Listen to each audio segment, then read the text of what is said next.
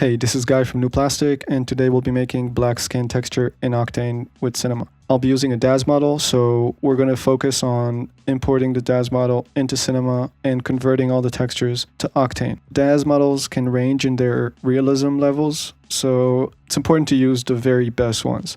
And I always try to get the highest levels of realism. And even though it's kind of hard because they're not, high-end 3D scans like the last model we used in the last tutorial, you can get some pretty good results, as you can see. So yeah, follow me on Instagram at Ojang, subscribe, comment, hit me up anywhere. Appreciate all the support. And with all that being said, let's go.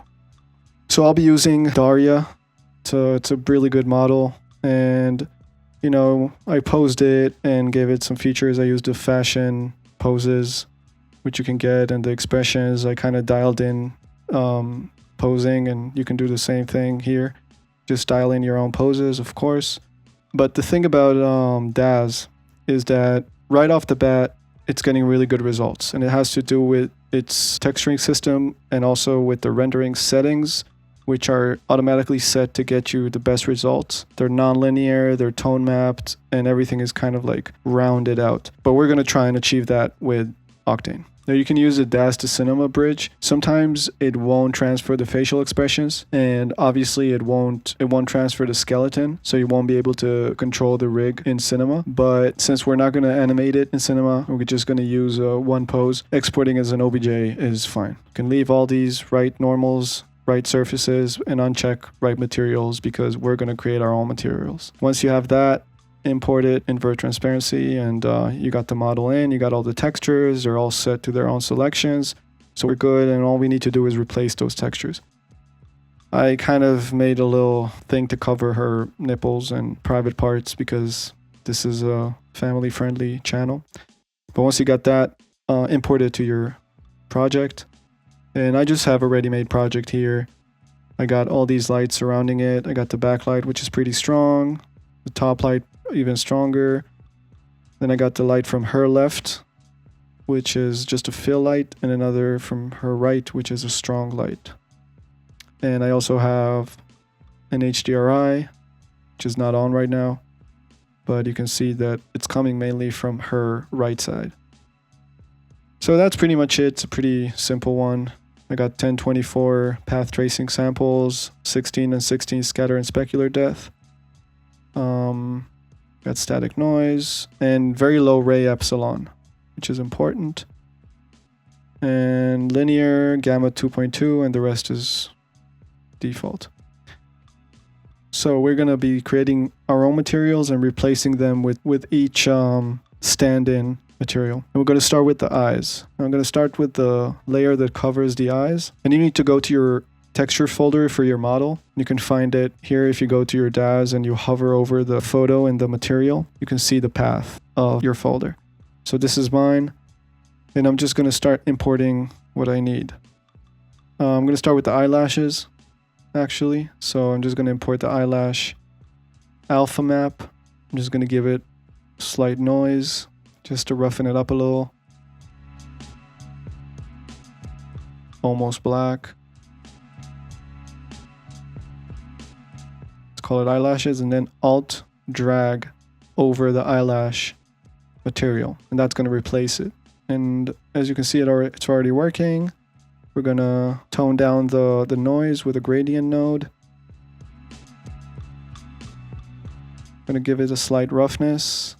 And also, I'm going to just increase the contrast and the darkness of the alpha map so it'll be a stronger alpha map. So now we're going to create the cornea and the eye moisture. So we're going to create a universal texture, remove the metallic, albedo to 0, transmission to 100. And one thing I forgot to do is I forgot to set the transmission to thin wall. So just remember to do that. And we're going to take off all the nodes we don't need. And this is going to be our eye moisture material. So we're going to import the eye normal map. I'm going to drag it to the normal map, set some slight roughness, a little bit of coding, turn the IOR up a little, 1.5, and on the coding layer, 1.6. and then drag it to the coating normal too. We're going to call it eye moisture. And we got two different kinds of eye moisture textures, one for the tears, the eyelashes kind of line, and one for the sides of the eye, the actual eyeball. So we're going to create two different eye moisture materials. And we're going to drag this one, alt drag, and drop it on the eye moisture, and that's going to be the eyeball eye moisture. Turn on fake shadows, very important, I forgot. Now we're going to control alt drag, so we duplicate it, and we're going to remove the normal map, and that's going to be the eyelashes eye moisture, because we don't need the normal map for that one. And we're going to control alt drag on the cornea, and this is going to be the cornea moisture, and we can leave that as is. Now we're going to create the eye. So again, turn down metallic on the universal material. Turn down the specular completely because we don't need that, because we're getting it from the cornea and the eye moisture. Turn off all the nodes we don't need. And we're going to drag our eye textures. Now there's some eye textures here you can choose. Each model has different ones. They're cool, but I think you can create a more exciting iris. And for that, I found this website called irisphoto.art, which found a unique way to take photos of actual irises with no glare and no everything, super high res, like detailed, really beautiful. I don't think you can use that commercially, but you know, for this we can probably use it. So we're just going to copy that. You see it's the right size, it's pretty high res. And we're going to copy that to Photoshop. And we're just going to place it over the existing eye map. Just going to drag it there, rotate it, and that's it. You save it. Now you got your own eye texture map. I'm going to drag that and drag it to the albedo. Set a color correction and increase the contrast on it. And drag the regular one to the transmission. Set fake shadows. Now, it's not going to be transparent, but we need to give it slight something, you know? I mean, it's not just an opaque material, right? I'm going to drag the bump and the normal to the bump and the normal. I accidentally dragged it to the coding bump. Make sure you drag it to the regular bump. But yeah, once we alt drag it to the iris and control alt drag it to the sclera, we're going to go to the sclera one and just make it a bit brighter. And let's kind of turn down the exposure so we can see what's up. Yeah, so the sclera will make a bit brighter, and then we can control alt drag it on the pupils. And the pupil is that center dark part. We're going to remove the albedo altogether and just use the random walk to control the opaqueness. And look, the eye, we can have a whole tutorial on just texturing eyes, right? I don't want to make this an eye tutorial, so we're gonna do the minimum best we can, and that's why I'm doing all these kind of quick plays with the subsurface scattering and the transparency, just to maybe get a little extra detail with when the light hits the eye. And set the transmission to 100, and that looks great. It's kind of opaque, but not really. Okay, great. Yeah, looks pretty good. I forgot to drag the bump to the bump node, if you remember. So just remember to do that. Now let's do the face texture. Again, universal material, turn down metallic. We'll remove all the nodes we don't need. Turn on fake shadows. And let's turn the IOR to 1.45 and start dragging our face maps. Now we got the bump, the normal, the specular, and the albedo. We're going to drag albedo to albedo, specular to specular, and coding. And we're also going to use the micro normal maps from our last tutorials. We're going to mix it with our regular normal map, just to get an extra layer of detail. I'm going to mix them both with a mix texture, drag them both to the coding and the normal. and let's name it face. I'll drag it on the face texture and over the ears texture. Now it's doing both. And as you can see, we need to scale down our micro texture node. And that looks okay. Yeah, a bit too big. So let's scale it down even more. Yeah, because this is going to be the really fine details. Now we need to dial in all the materials because it looks horrible. So I'm going to add a color correction to the albedo. Increase the contrast. 0.5 is good. Make it way darker. Reduce the saturation because once we increase the gamma, the saturation cranks up. And we're going to increase the hue just slightly, 0.005, just to remove some of the redness.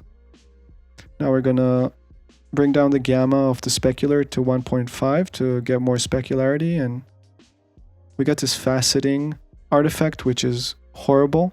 We're going to take care of it later. I'm going to bring down the power of the bump map to 0.3. And then, okay, we're getting somewhere. The details of the bump and the normal look pretty good. Specularity looks pretty good. Let's try and resolve that. Now you see, the faceting thing, if you mess around with the falling angle, it doesn't change it.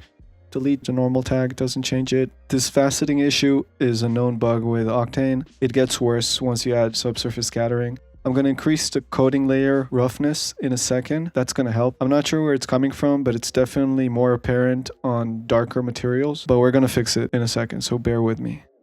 Let's set the dirt node into the transmission to get more transparency on the edges. Going to invert normals and mess around with the radius and the tolerance and the spread and the strength until we get the right spread that we want.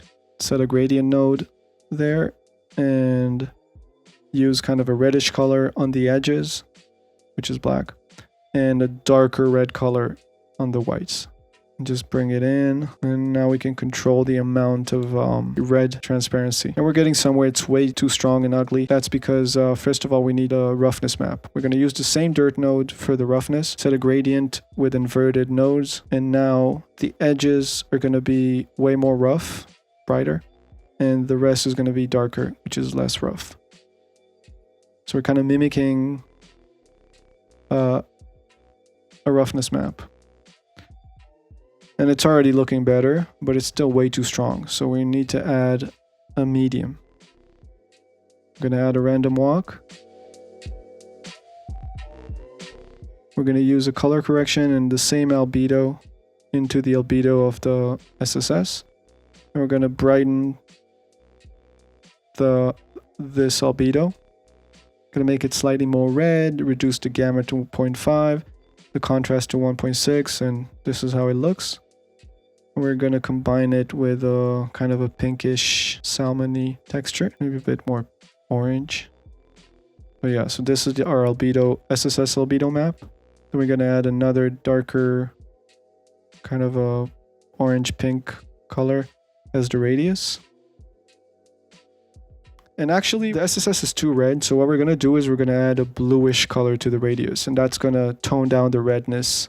And if you just increase the red channel slightly, you can start to see how much the SSS is being toned down. I think this is a good amount. Now, let's try and solve this faceting thing. If we increased the ray epsilon, we got rid of the faceting, but we introduced a new problem, which is a very known problem with DAZ to cinema models. And that's the eyes get all messed up. That's because the cornea and the eye are so close together, the models are so close together, that higher array epsilon settings kind of read them as one single element and not two different elements. Let's increase the exposure, decrease the highlight compression so we can see better. And we're going to have to solve this. You see the eye texture is all messed up. And honestly, there's a way to fix it, which I'm going to show you in a different tutorial without touching the ray epsilon. But it's so important to keep the ray epsilon settings low because there's so many things that are touching each other, so many objects that touch each other, that you kind of need to keep it low.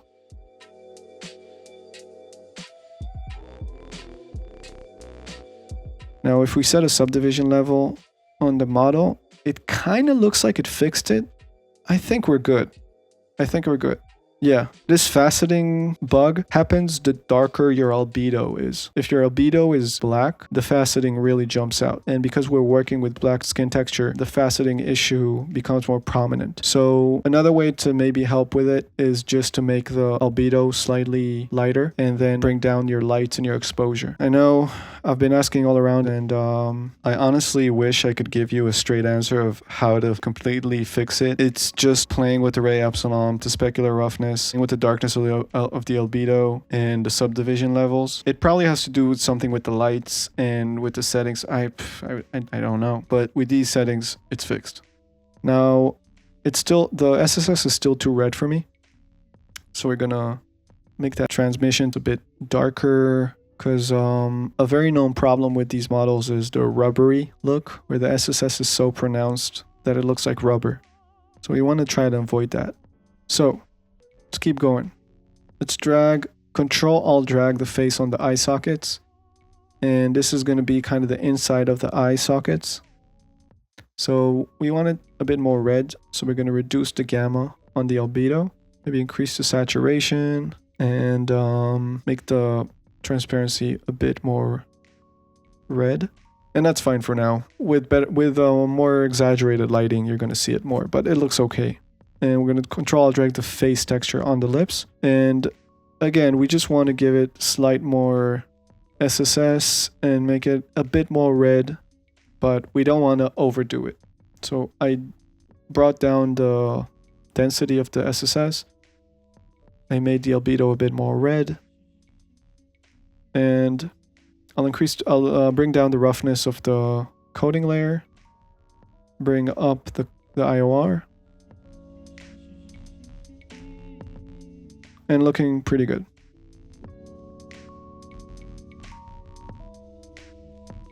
Now we're going to do the teeth. Now, I don't want to get too kind of stuck on the teeth. I don't think I nailed it yet, but if we turn on fake shadows on the universal texture, turn up coating layer, and then drag the bump and the albedo of the textures of the teeth. I'm going to set the transmission to 100 and make the albedo slightly darker. And then connect it to another color correction node and make it lighter and more contrasty. We're going to drag that to an SSS albedo, set the radius to 0.2, density to 30, and then alt drag it over the teeth texture. And let's reload it. Now I can see there's something going on there. So let's just solo this. Let's bring down the power of our bump map. And let's play around with the intensity of stuff. So let's give the transparency a slightly more kind of beige color. And then I'm just kind of playing around with the numbers until I get something that I like. I don't want the teeth to be too, white. I want them to have slight dirt. And as you can see, I'm plugging the bump to the specular, increasing the contrast, so I get some more imperfections on the teeth.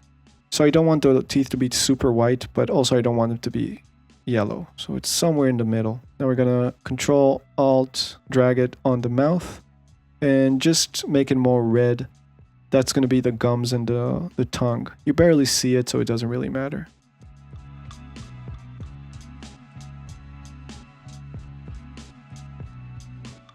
Okay, looking pretty good. So far, so good.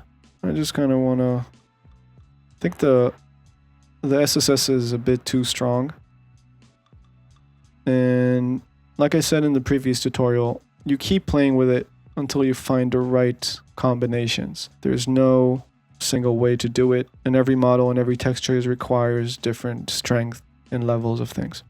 So we're gonna Control-Alt drag the face on the torso, and now we're just gonna do the rest of the body. So legs, torso, arms. You copy a texture and you drag the map over the node, and it replaces that map.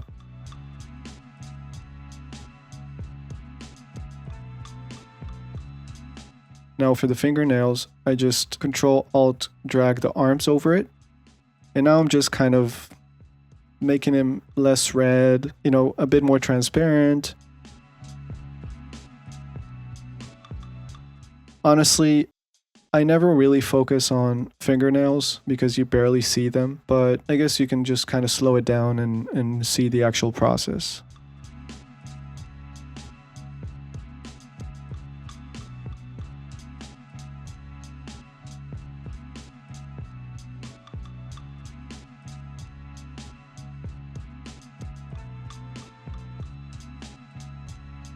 I think they came out fine, but I'm not going to claim I can teach you how to do fingernails. Really, this is all about the skin texture and mainly the face, but once you get the face right, you just use the same system on the rest of the body with slight adjustments. I'm going to reduce the amount of SSS on the fingers so they won't be so red. And we're going to kind of bring down the bump map and also scale down the micro normals on the torso.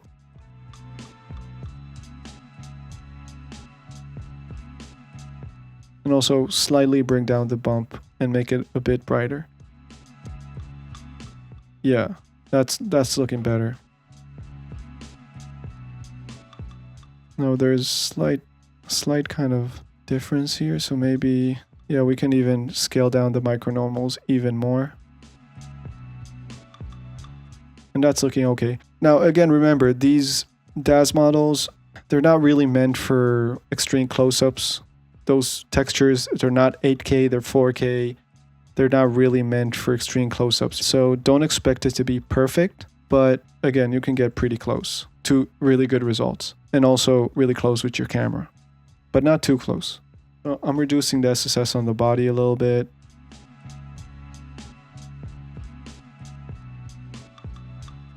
And I'm just kind of dialing in, lowering bumps. And just kind of working until it feels right.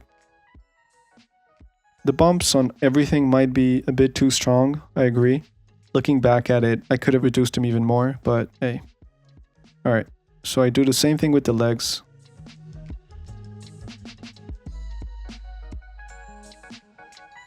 And again, I'm turning down the SSS on the fingers because it's way too strong.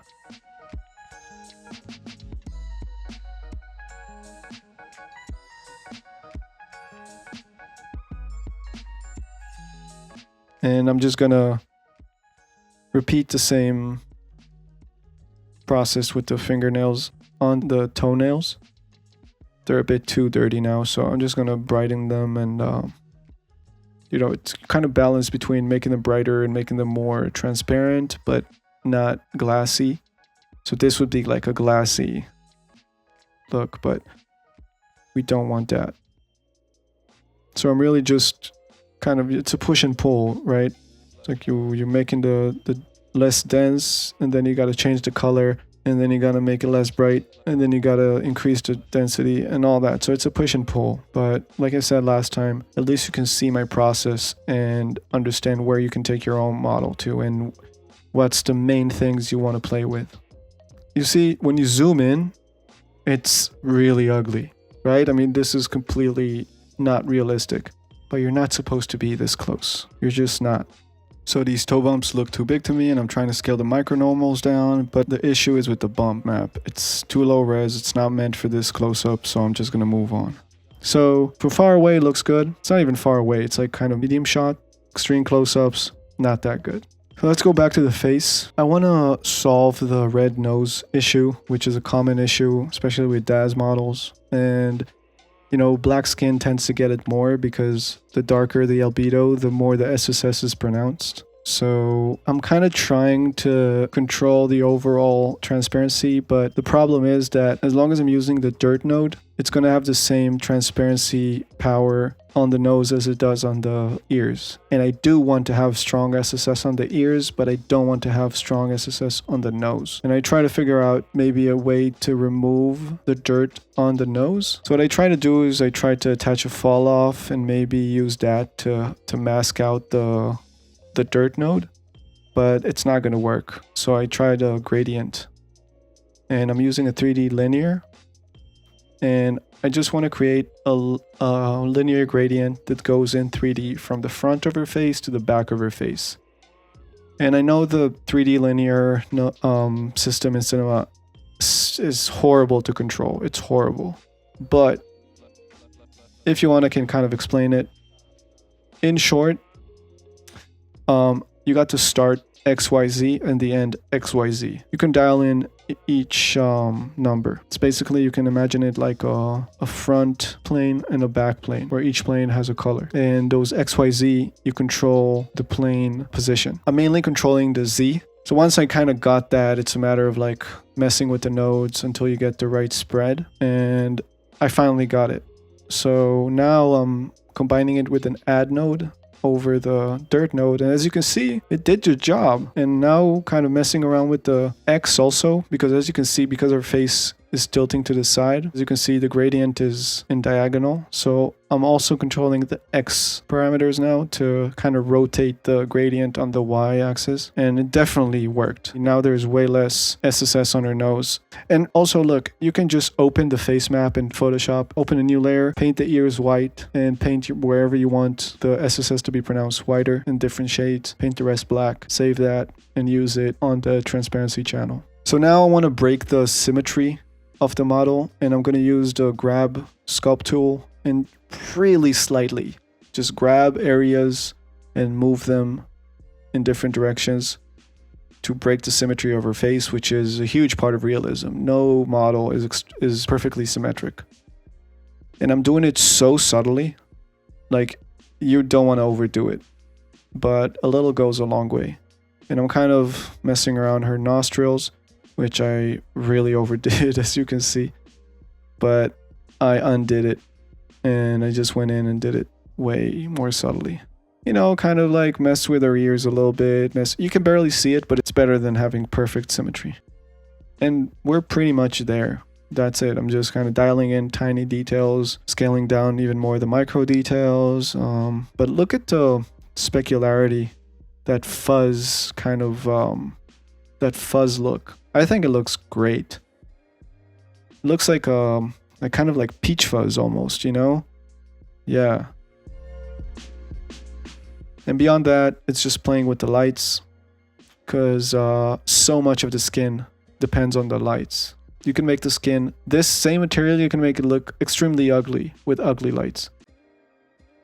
So yeah, after playing with the lights and giving texture to her tiny pieces of clothes and just testing out different lighting systems, trying to dial down the SSS on her ears, just get the right look.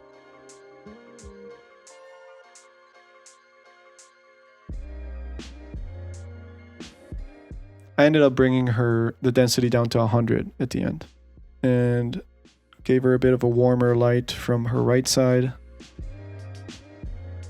I ended up using the face textures with no eyebrows, and I made my own eyebrows with the hair system. I'm far from a hair master in cinema, but I still prefer doing actual hair system on her eyebrows to get more realistic specularity and texture. But you can just leave the face with the eyebrows on the texture, especially if you don't do extreme close-ups. And I also gave her hair. Like I said, no hair master, but I've been really trying to get realistic African hair, so I gave her this nice little haircut just to get with the realism. I'm going to do a whole tutorial on hair, specifically African hair which I think is harder to find in Cinema in terms of tutorials. So yeah, after cranking up the exposure and cranking down the lights, just because the hair material in Cinema in Octane is weird with the light, so strong lights tend to get extreme specular on the hair. For the render settings, we're just gonna set it as the passes as EXR Octane, everything linear. We're gonna turn on SSS and shadows, turn on denoise beauty, indirect reflection, and direct reflection. And we're going to set shading normals and ambient occlusion. And we're going to set the lowest amount of ambient occlusion distance. And just dialing in the last looks. And actually I'm going to set an Octane tag on the hair and go to the object layer tab and set it to extreme red, 100% red on both of them. Then I'm going to go to the render settings and just turn on object layer color pass. And now I have the hair as a red color. And then in post, I can make it white and just control the hair. And this is the final results. So as you can see, in my opinion, it's less realistic as our last one, but it's only because the maps are different. And, you know, first of all, they're not 3D scanned. I think they're painted in, so they lack the very extreme high detail of a 3D scanned map. The second reason is that they're 4K and not 8K. So once you extremely zoom in, they're going to blur out, and that means that detail is being lost. And the third reason is the model is sculpted. It's not scanned. So it can be very realistic. Like, this is a really good model, and there's some artists who make really good models for DAZ. They're still not going to be as realistic as an actual human being scanned. So yeah, I mean, DAZ is a really great software. You have extreme control over the poses and the expressions and all that. I mean, if you worked with DAZ, you know how great it is. But my biggest issue was always converting the textures and making it really look great in Octane and Cinema once you're done with everything. So I hope that I helped you with that and that you have a better idea on how to convert all the textures. It's not the quickest thing in the world to do, but once you did it, you got amazing results. So yeah, follow me on Instagram at Ojang, comment, subscribe, all that good stuff. Keep supporting, because honestly, all I want to do is make more tutorials and provide all this insight for you. So yeah, thank you. Dankeschön. Gracias. Spasiba. Kamsahamnida. Toda. Shukran. And hope you have a good day. Peace.